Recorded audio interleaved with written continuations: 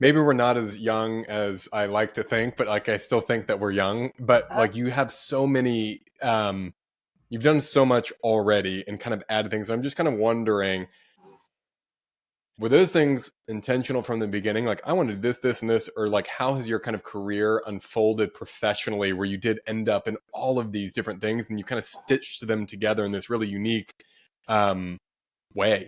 mhm. I this is a story I've told on our podcast before, so people may have heard this before. But I feel like I am young for where I am, but I also started early. So I'd say that my story's developer started when I was 16. I went to college when I was 16 and was too young to live in the dorms. And so bought a house with my sister and, my parents help and used my college savings to buy that house and then renovated it all through school. And so, I had grown up with a really hands-on mom in a really rural place that was too small. I grew up on a giant cattle ranch in Western Oklahoma, hours from anything. And she was in the middle of an oil boom when she moved there, and she couldn't figure out how to find anybody to come and work on house. She bought the only house in the market, couldn't find anybody to work on it, so just went and bought some books and taught herself to do construction.